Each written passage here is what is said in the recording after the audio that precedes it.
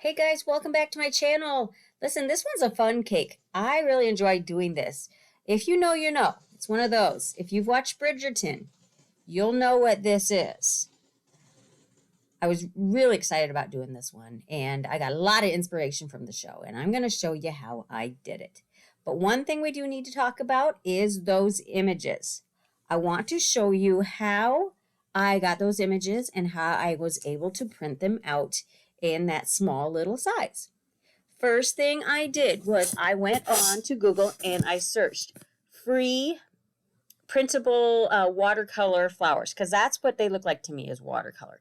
Now, there are a lot of sites where you can get some images. Now, Raw Pixel right there is a good one.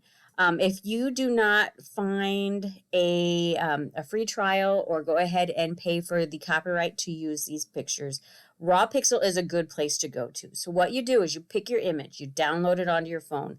I went on to Fotor, the Fotor app, and I edited it. I removed the background with the background remover option. Then I went on to Canva, where I like to do a lot of my editing for my thumbnails and things like that. And I put in there the size of my paper. It was 8.5 by 11, I believe, for my edible sheets of paper.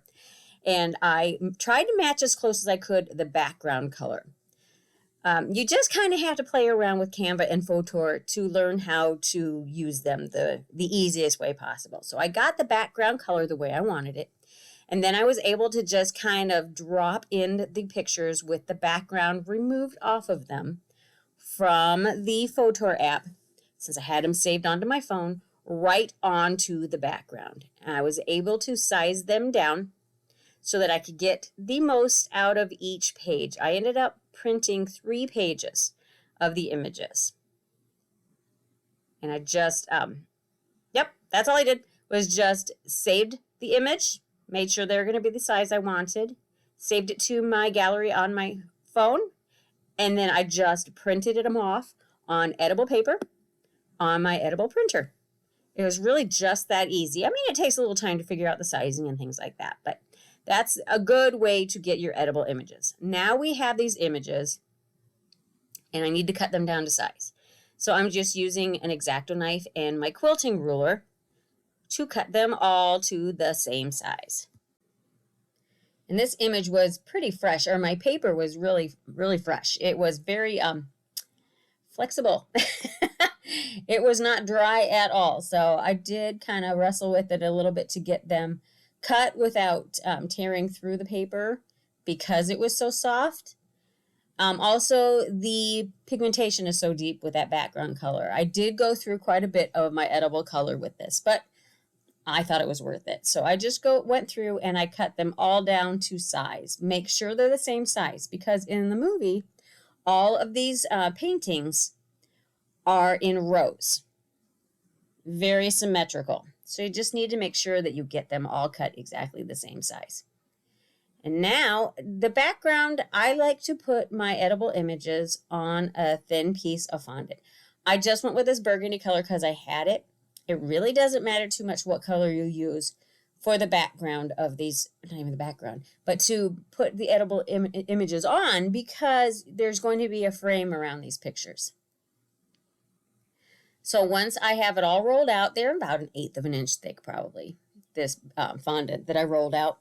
I'm just attaching the images with some piping gel. I find that works better than water, because water makes me nervous with edible images. It's kind of the enemy of edible images. You can ruin your pigmentation so quickly by getting just the tiniest bit of water on them. So I just made sure they were all attached really well. And then I just went in with my straight blade. That is just a clay cutting tool. That's all that is. And I'm just cutting off the excess. And like I said, the background color didn't matter because you're not going to see it from there on out. So I let those firm up a little bit while I frosted my cake. Now this cake was already, this is one of my Franken cakes. It's already been used and abused. And this time I'm just using, it is the colors. The deeper green is like a forest green. The lighter green is like a sage green. So I use my food coloring to create the sage color for that buttercream. And once I had that all covered and leveled out and smooth, I put it in the refrigerator until I was ready. Now I'm making the frames to go around our pictures, our paintings. Now I wanted to make these more kind of beveled edges. I wanted them to be more exact instead of kind of plain. But what happened was I ran out of time. I just plain ran out of time. And that happens. That happens to all of us. So what I did instead was I just rolled out some fondant that I colored with a little bit of gold food coloring. Now I rolled them out to about, again, a little thicker, maybe not. Now I'm going to say about 1/8 of an inch thick on these two. And I'm just using my clay cutting tool again, just to cut them in somewhat even strips. Now you could take the time to make sure they're exact. But once you get them all on to the cake, you're not going to notice if one little piece of the frame is thicker than the other side. You're really not going to notice. Now on this first one, I did lay the pieces on top of each other, cut a 90-degree corner? No, a 45-degree angle on each corner, more like a picture frame. And just used some water at this point. I did use the water since I'm trying to keep it just on the fondant piece itself. If you hear fireworks in the background, yesterday was the 4th of July, and our neighbors are still doing some fireworks. Wow, right there, right next to me. Anyway, pay attention to what I'm doing, Mary. So this is the only one I did at the 45-degree angle. Ran out of time again. So the other ones, I did just cut them at, level so that there's more just straight cuts. And it's fine. And I know the footage of me applying them to the cake, who knows where it went. It went to the footage gods. I don't know. I cannot find it.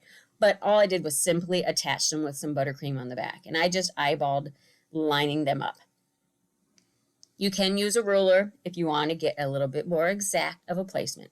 But again, as long as you have your lines straight, you're going to have the optical illusion that everything is identical. And then I'm just using my paint, my gold paint, which is gold luster dust, and some Everclear, and painting those frames. I did do 2 layers of the paint because the first go around, you could see through it a little bit. And I like to have nice, solid metallic paint. So I did go through and I did another layer. And on this cake, I wanted to spend a lot of time on the floral arrangement on the top.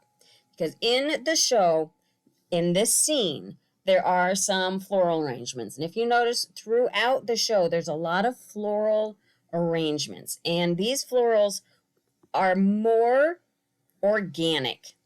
You have your bigger flowers towards the center, and then the pieces that stick out more organically are smaller and thinner. Like you see that blade right there. That's like a really thin leaf. And then the smaller flowers that stick out further. And that fondant piece in the middle is just kind of taking the place of a floral foam that you would use in a bouquet. If you're making arrangements, it's just something to stick your flowers into. So they're not getting stuck into the cake. They're getting stuck into the fondant itself. And I tried to do a cornice around the top of the cake, more like in the show. The crown, or not the cornice, the crown molding, but it didn't work.